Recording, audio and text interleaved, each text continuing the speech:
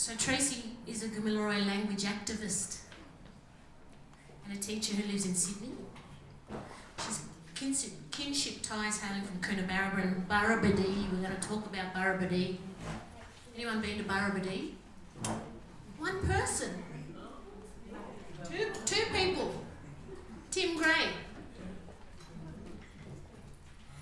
In northwest New South Wales. Tracy currently teaches students in the education department and also teaches Gamilaroi language at the University of Sydney. In March this year, Tracy launched her podcast called Deep Listening Stories of Country. Google it, download.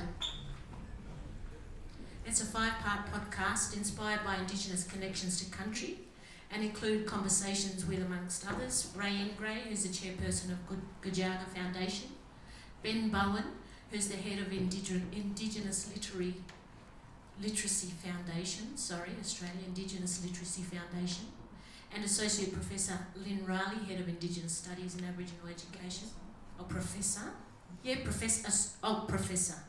Lynette Riley, Head of Indigenous Studies and Aboriginal Education at the University of Sydney. Tracy is my hero and mentor. She gives me language and shows me how to use it in the right way. Can you please welcome Tracy?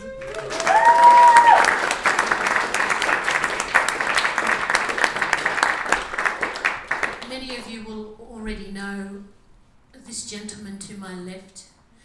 Matthew Doyle is born and raised in Sydney, a descendant of the Murrawarri people from northwest New South Wales. Studied at NAISDA and then became a founding member of AIDT, the company.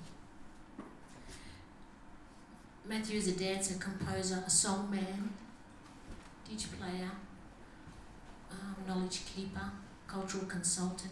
When you write it down, you've got to sort of stop at some point. I feel like because he's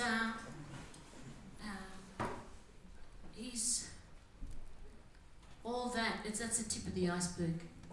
Over 35 years experience in performing arts. I know this man as a Sydney lawman who is incredibly knowledgeable, but so generous with what he knows. And Kevin, you would say the same too. Yeah. We've both been beneficiaries of this man's knowledge, but his way.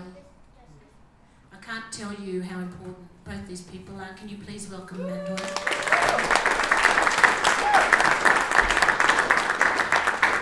We're going to have a yarn about bats and waratahs and seasons and culture and language.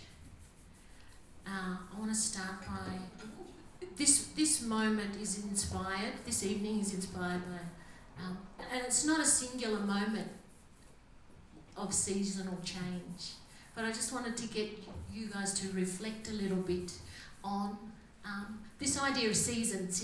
I'm looking forward to summer. I'm going to go down and get my tan on.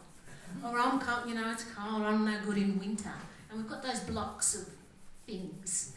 But if I asked you to think about season and change and connection in a cultural way for you or for blackfellas, if I said change of season, what comes to mind for you, Matt?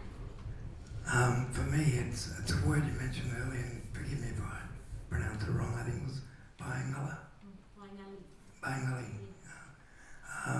The natural way of things. That's what seasons are. That's what Mother Earth provides. And our stories, our laws, we follow those natural ways. Seasons provide for us. They're indicators when to do ceremony, when to fish, when to go hunting, when to have ceremonies, etc., etc. So that's probably the main thing that I think of when I think about seasons, and particularly this one. And how about you, Tracy? I mean, I know we connect sometimes over university. I want to say, what week is it? What semester? And we measure things in certain ways. But I know that you're kind of, for me, you're walking language. And language has got a different pace too. So if I said seasons, what comes to mind for you? I agree. It's kind of, the seasons that have been imposed from other places don't fit, do they? Look at this one. We've gone winter straight into summer, so the seasons are different here, and in every different country and different area has different ways of noting seasons, and they mean lots of different things. So I think that's really important, and looking at language and how it fits in with cultural ways of doing things, the language supports all of that, and having language and seasons and ways of doing that, because we're revitalising our language, we're finding out about all of that. But it's wonderful to look at different places and see how they do it, and, notice the differences and notice the similarities with the way we do it. And just touching on that word biannually, like I know, because we talk a lot about language, and I'm always saying, what's the word for this, or how would we say that, or trying to look for translations, which maybe isn't really the way to go sometimes, and there's no definitive answer for things like biannually, because it's a whole concept. Could you talk a little bit about what biannually brings to your mind when you think about that word? What does it spark for you? Yeah, well, the natural order of things is, an amazing way to think of things, isn't it? To think of country kind of organising us and, being part of us, and I suppose us fitting in with country and working together to care for country. That relationship, that web of kind of connection that happens through that is really part of the natural way of things, and we're all part of it. So I think about connection when I think of things like that. And when you say country organising us, can somebody write that down? What a beautiful thing, eh?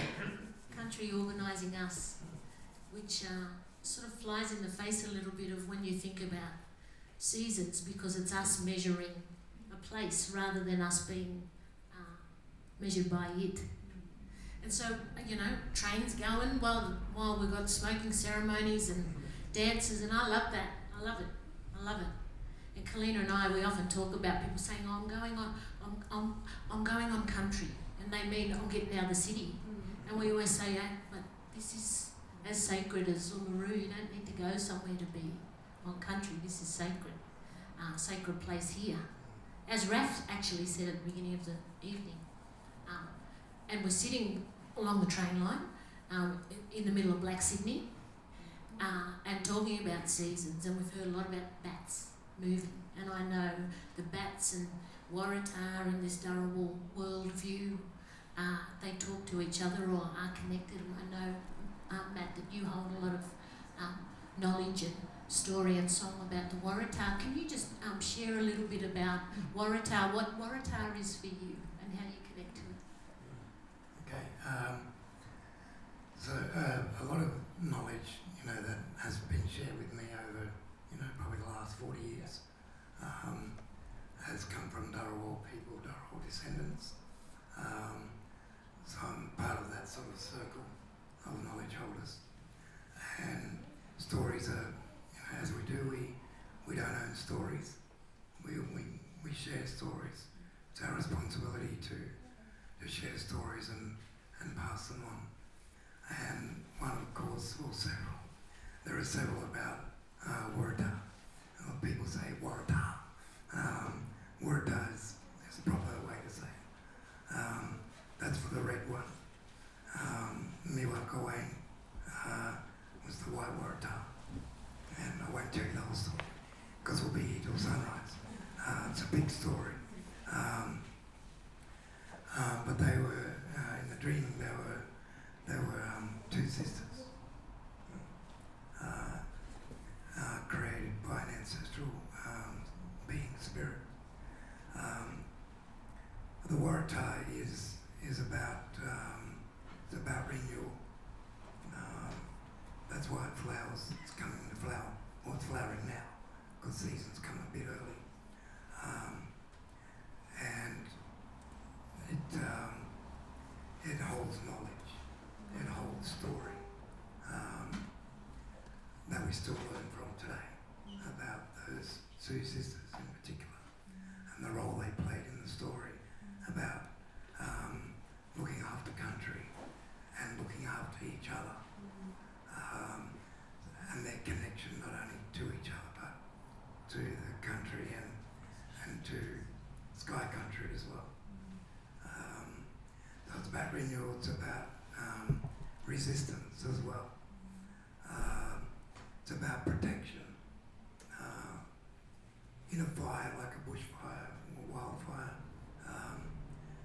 Waratah offers protection. There are a bunch of them, you know, grouped together. If you get amongst those in a fire, you'll be safe, because they won't burn. And relates to a story, goes back to the story as well. So yeah, the Waratah is very, very important plant, flower, but I don't see it as a plant or a flower. I see it as a human being, because that's what they once were. They were human beings that became those flowers. So they're ancestors, and they have to be looked after. Their environment in which they live in has to be looked after. They have to have all their companions around them as well for them to grow. And their most important companion is not Noonani, this one, the bat, fruit bat. It's the honeybee. They do the same job, just like this one. They pollinate and produce more flowers, more plants. I'm interested to know whether, you know, when people like Matt Tracy say, you know, that they're not plants, they're people. Is that an understandable kind of thing for you guys? I mean, you know, you can sort of... Sometimes I struggle because I understand it's more than what you see, and actually what you're saying. Correct me if I'm off. They're our family. Every living thing we're related to. Animals, plants, sea life. We all have a connection to them through our dreaming, our stories, because they're our totems, etc. They all play an important role in creation time, and still today they still have that same role. That's why that's why we need to keep telling those stories to our young ones, keep singing those songs and dances, because we're telling those stories and how important every living thing is. Without them, we don't survive. I suppose the thing with family is you've always, you know, nothing's ever still, you know, or your relationship is never stagnant. It's always an active thing.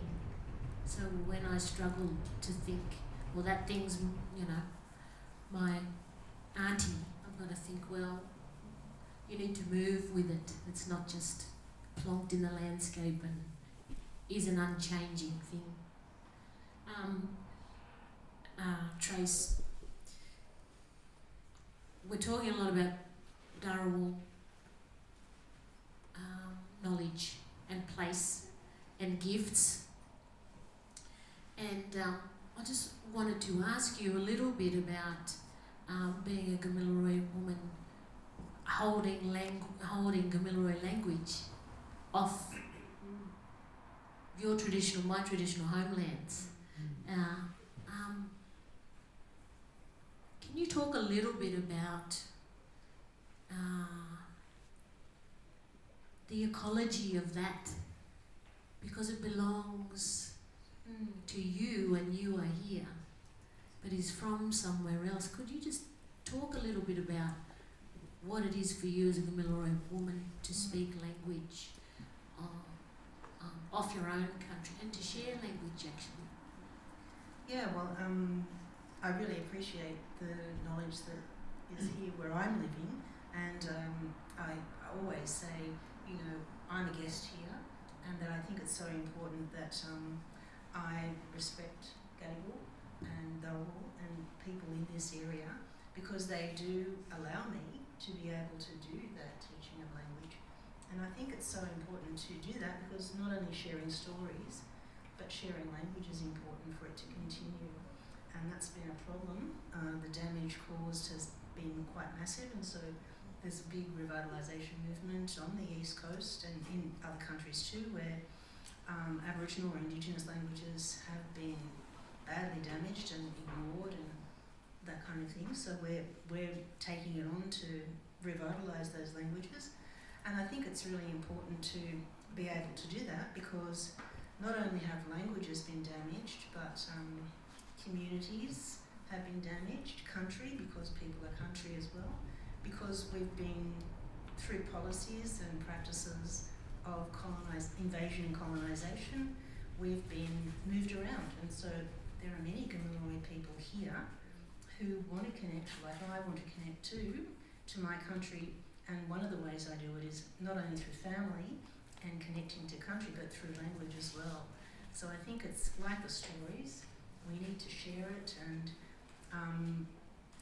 I want to share it and make sure that we, Gamilaroi people, Yuwalarai people, are learning it, but even more widely if possible, so that the language continues, like the stories continue, like the knowledge. It's the continuation of that important knowledge, and that knowledge relates to country. Language relates to country too, so I think that's why I'm kind of involved in language here, even though I am off country. So, and there are lots of people who are off country who want to engage with that too. And when you're talking, I'm thinking, excuse me, often we will have an experience in Gadigal or Dharawal and think, oh, well, what's our language for that? So it's almost as if the countries are having a discussion and showing you things about yourself. I always think about you know, how generous a country is. It doesn't care where we're from as long as you look after it. There's something there for you. So with this kind of change of season and watching how this environment changes, I think, well, how would I say cool, becoming warmer, how do I say getting warmer in Yuwalarai or Gamilaroi? And it's not an extractive thing. That this is how we say it, and that's how other people say it. It's that this place is showing us parts of our language that we need to know while we're living here. Yeah, I think that's right. And you know, not only people are supporting each other in that revitalisation effort, but you're right, country through, as you say, showing and having things on country here that you notice, that you think about our country and the country you're from and what it would be like. So I think you're really right. That connection, that web is supportive.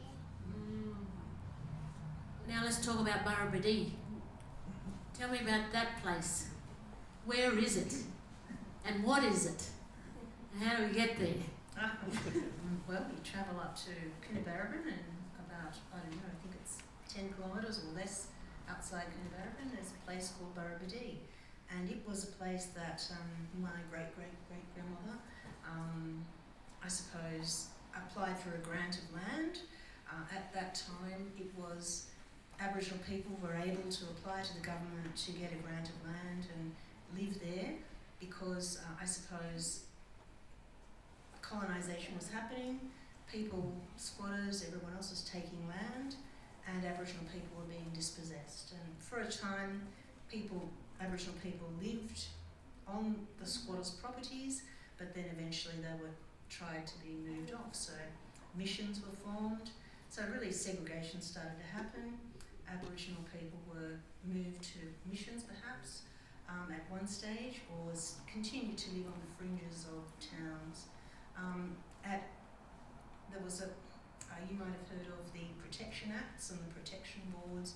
These policies and practices came in about the 1880s, and at that time my great-great-grandmother, she applied to the Protection Board and the government to get a grant of land for herself and her family, because she had goats, she wanted to be self-sufficient, her family needed support, and there were also a lot of other Aboriginal people in the area who she said and wanted to support too. So she wrote to Queen Victoria, and she wrote to the Lands Department, I think, to Queen Victoria through them, and she was granted land. And quite a lot of Aboriginal people were actually granted land at that time.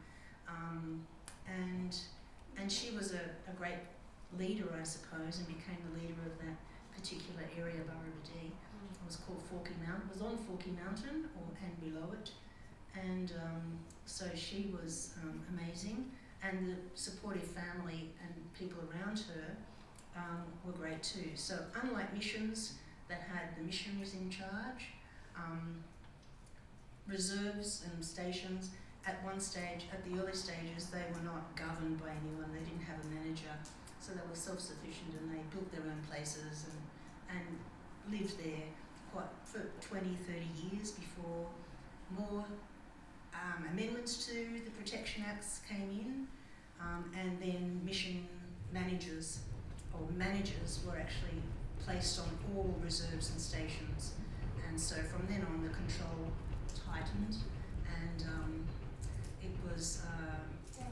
there was more control. So you might have heard of things like the exemption certificates, where the dog tags, we call them, where people were able to live off the mission or reserve in the white community and get a job and do all that kind of stuff if they had an exemption certificate, which was they could show to police if they asked them. South Africa got a few ideas from us. Anyway, it was that certificate meant you could get a job and work outside and do that kind of thing, and people wanted to support their families and do that. But you also had to do things like cut off all ties with your family and that community, whether it was a mission or reserve, you weren't allowed to go there. And eventually the control got really tight, so that even marrying people was controlled by the manager. So Burrabadee is one of those places, but because of Mary Jane Kane and the people there, it did remain quite independent, and she was part of the kind of leadership group in that particular area for her whole life, and she lived until 1929, so quite a long time. Can you just unpack the name Burrabadee for us? Burrabadee.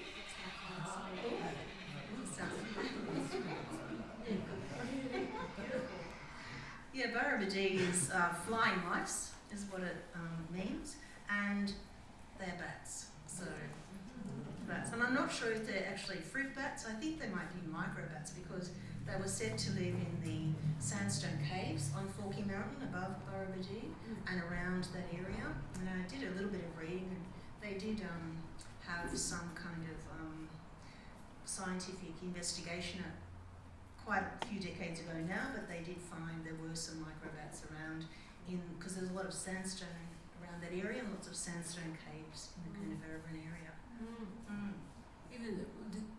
Even the word, the translation, flying mice. Yes.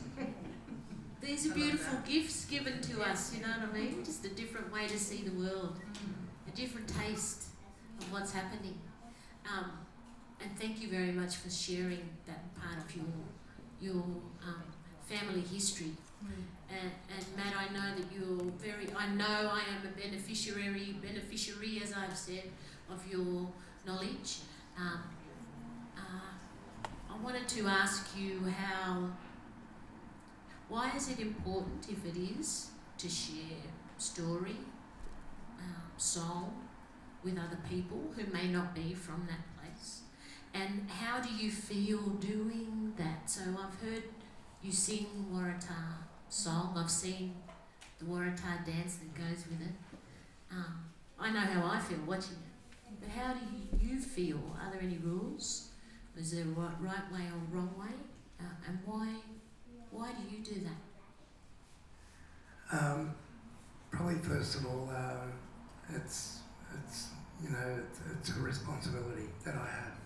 If knowledge, stories, language, song, dance has been shared with me from many different people and many different places throughout my life, and I'm very fortunate, to have had a lot of great, let's say, teachers, if you like, or elders, or that have, shared stories and knowledge with me over the years. But I don't own that. It doesn't belong to me. But I have a responsibility to share that knowledge, to share stories, song and dance. And particularly here in Sydney, because it's where I was born. I was raised here. So this is my country. I belong to this country. This is my dreaming place.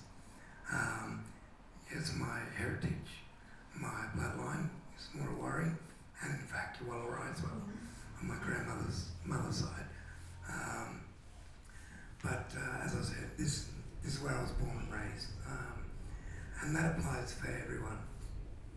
Indigenous or non-Indigenous, wherever you were born, that's your home.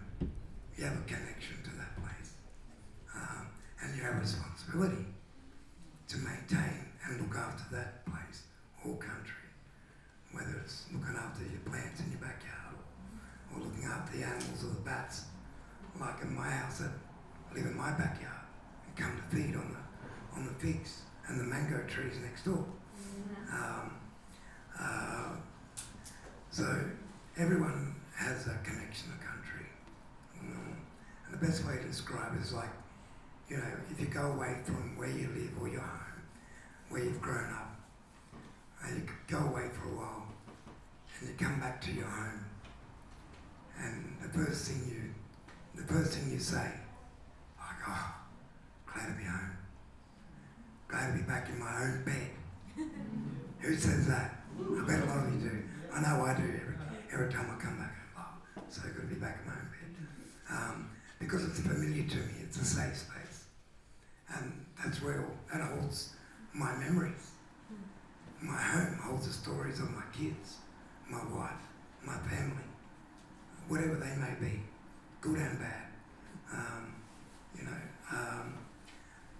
But that's where I'm comfortable. So that's what country is to us.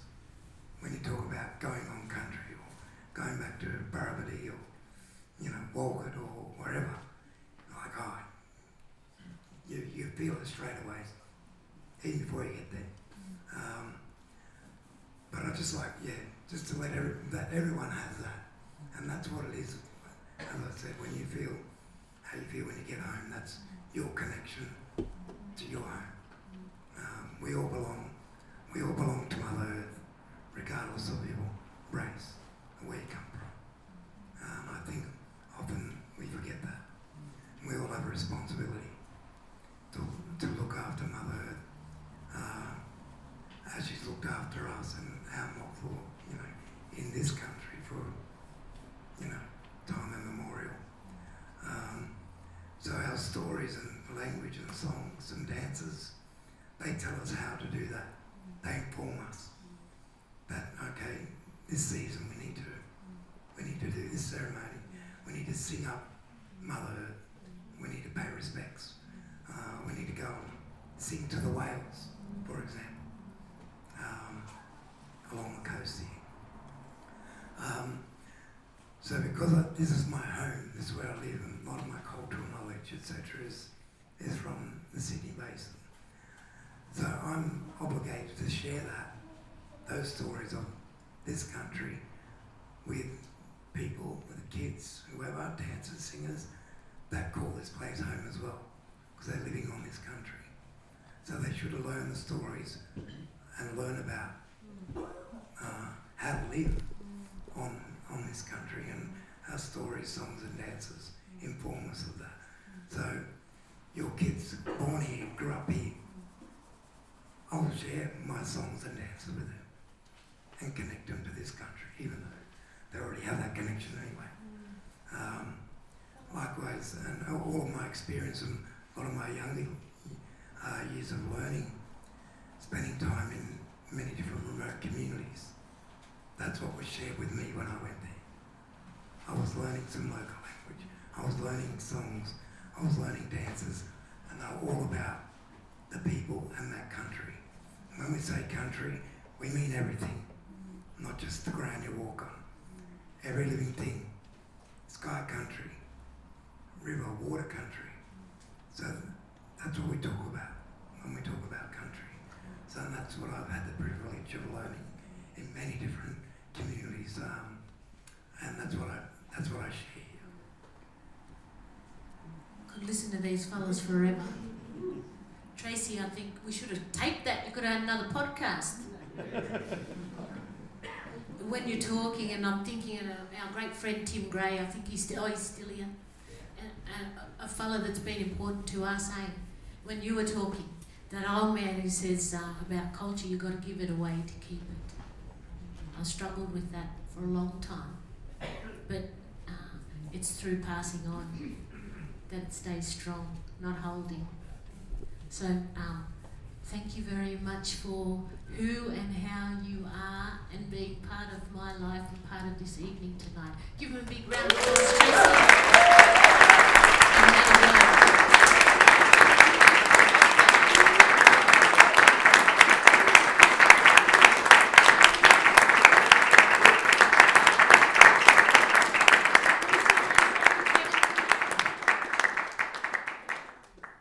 We're supposed to wrap up, but I'm trying to get Kalina to sing one song to finish with Kevin.